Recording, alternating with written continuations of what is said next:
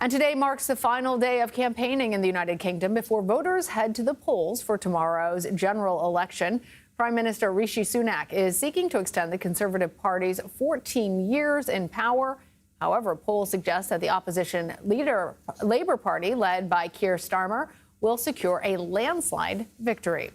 CBS News correspondent Lilia Luciano joins us now from London. Lilia, talk to us about why the Conservatives are performing so badly in the polls after dominating for so long. Well, there's a lot of reasons for that, Lana. The Conservatives have been in power in the UK for 14 years. That was, of course, following the global financial crisis, which economists say they still have not fully recovered from. There have been economic shocks, widening inequality, and, of course, Brexit, which resulted in a loss of investment, of trade, and blew up the national debt. But that's not really it. In fact, the candidates have barely touched Brexit in their campaigning. The main reason is Conservatives have undergone a series of relentless scandals, which have resulted in basically a rotating cast of a total of 5 Conservative prime ministers in the last 8 years, each one, of course, with their own platforms, ideas, proposed solutions, leading to oftentimes more problems. So you can imagine the political and economic instability that has caused and why, of course, voters would blame, well, the party that's in power. And talk to us, Lilia, about the Reform UK Party and its chances of gaining seats in this election.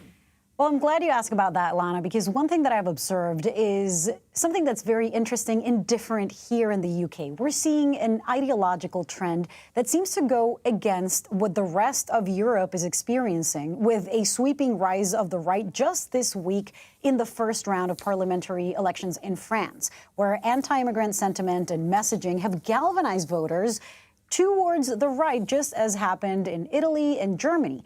But here in the UK, there's a difference, see, because here the Labour Party leadership, who's expected to become the next Prime Minister, Keir Starmer, has shifted the platform to the center. Starmer has campaigned on making the Labour Party, quote, electable again.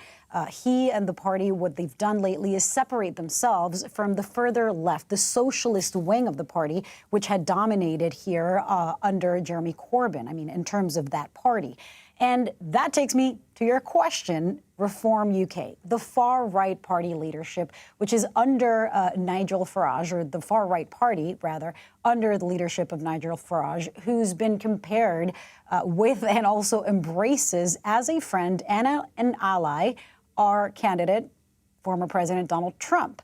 The Labour Party's recent shifts are expected, the Reform Party's recent shifts are expected to gather some popularity. They don't have any seats currently in the House of Commons, but apparently they hold about 15% of support nationally speaking, so you can expect or imagine that far-right movement is going to continue, as has happened in other countries here in Europe, in Latin America, of course in the U.S. and elsewhere. All right, Lilia, thank you very much.